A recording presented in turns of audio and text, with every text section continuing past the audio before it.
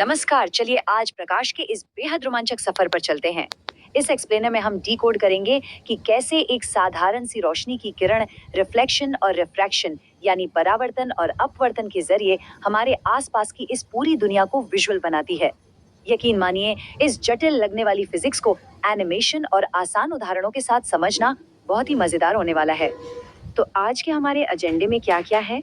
हम शुरुआत करेंगे प्रकाश की किरण प्रकृति से, उसके बाद हम परावर्तन के नियमों को समझेंगे, फिर गोलीय दर्पणों यानी स्फेरिकल मिरर्स पर बात करेंगे। वहां से हम पारदर्शी माध्यमों में प्रकाश के मुड़ने यानी अपवर्तन और ग्लास स्लैब की चर्चा करेंगे और आखिर में लेंस व ऑप्टिकल पावर को डिकोड करेंगे। तो चलिए बिना किसी देरी के हमारे पहले टॉपिक की ओर बढ़ते हैं, जो है प्रकाश की किरण प्रकृति। अब ऑप्टिक्स को गहराई से समझने से पहले ये जानना बहुत जरूरी है कि प्रकाश किसी भी चीज से टकराने से पहले आखिर बर्ताव कैसे करता है। मतलब एक बेसिक सवाल है, आखिर प्रकाश की किरण यानी रे ऑफ लाइट है क्या? देखिए, वैज्ञानिकों को इतनी तेज और जटिल एनर्जी को समझने के लिए किसी ना किसी मॉडल की जरूरत तो होती ही है, और यहीं से इसकी सबसे मूल परिभाषा निकल कर आती है। प्रकाश की किरण असल में एक सीधी रेखा का रास्ता है जिस पर रोशनी चलती है। पूरे ऑप्टिक्स की नींव ही इसी एक बात पर टिकी है कि प्रकाश अंतरिक्ष में बिल्कुल सीधी रेखाओं में एक एनर्जी वाले तीर की तरह एकदम तेजी से आगे बढ़ता है। अब आते हैं हमारे दूसरे टॉपिक पर, प्रकाश परावर्तन के नियम।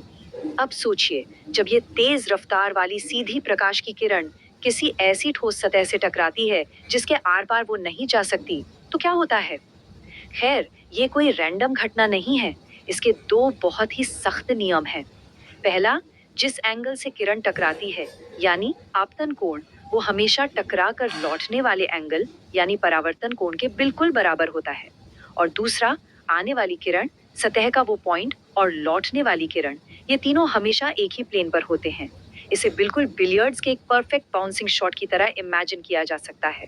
उदाहरण के लिए समतल दर्पणों यानी प्लेन मिरर्स को ही ले लेते हैं।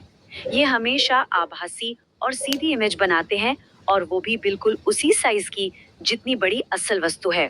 लेकिन यहाँ एक बहुत ही दिलचस्प चीज होती है, पार्श्व व्युत्क्रमण, या जिसे अंग्रेजी में लैटरल इन्वर्जन कहते हैं। क्या कभी सोचा है कि जब बाथरूम के शीशे में देखते हैं तो टी शर्ट पर लिखा टेक्स्ट उल्टा क्यों दिखता है? वो इसलिए क्योंकि प्रकाश के टकराने का ये खास पैटर्न चीजों को बाएं से दाएं पलट कर दिखाता है। चलिए अब आगे बढ़ते हैं और समझते हैं गोलीय दर्पणों को, जिन्हें स्फेरिकल मिरर्स भी कहा जाता है। प्रकाश का ये सफर तब और भी ज्यादा रोमांचक हो जाता है जब टकराने वाली सतह एकदम फ्लैट ना होकर घुमावदार होती है। देखिए, एक अवतल दर्पण यानी कॉनकेव मिरर अंदर की तरफ मुड़ा होता है, जो सारी प्रकाश किरणों को एक ही पॉइंट पर इकट्ठा कर देता है। वहीं दूसरी तरफ उत्तल दर्पण यानी कॉन्वेक्स मिरर बाहर की तरफ उभरा होता है, जो किरणों को दूर दूर फैला देता है। इसे समझने का सबसे आसान तरीका है एक चमकदार चम्मच को इमेजिन करना। चम्मच का अंदरूनी हिस्सा अवतल है और बाहरी उभरा हुआ हिस्सा उत्तल। इन मुड़े हुए शीशों पर आखिर इमेज बनती कैसे है? इसे समझने के लिए बस इन 3 सिंपल स्टेप्स को एक एनिमेशन की तरह दिमाग में विजुअलाइज करना होगा। पहला, समानांतर आने वाली किरणें रिफ्लेक्शन के बाद हमेशा फोकस पर जाती हैं। दूसरा, फोकस से होकर आने वाली किरणें हमेशा समानांतर हो जाती हैं। और तीसरा, वक्रता केंद्र से आने वाली किरणें सीधे अपने ही रास्ते वापस बाउंस हो जाती हैं। बस इन 3 आसान नियमों से किसी भी रे डायग्राम को चुटकियों में समझा जा सकता है।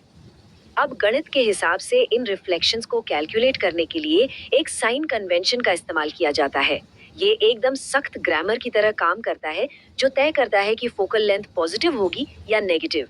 इसी की मदद से दर्पण सूत्र यानी 1/f = 1/v + 1/u एकदम सटीक नतीजे दे पाता है। अब हम आते हैं अपवर्तन और ग्लास स्लैब पर, जहां प्रकाश पारदर्शी माध्यमों में एंट्री लेता है।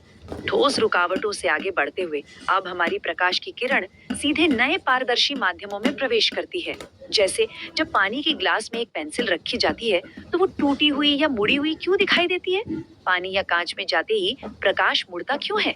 देखा जाए तो ये ऑप्टिक्स का एक बिल्कुल नया और बेहद अद्भुत पहलू है। और यही एंट्री होती है अपवर्तन यानी रिफ्रैक्शन की। यहाँ सबसे क्रूशियल पॉइंट ये है कि रिफ्रैक्शन कोई रैंडम तरीके से मुड़ना नहीं है।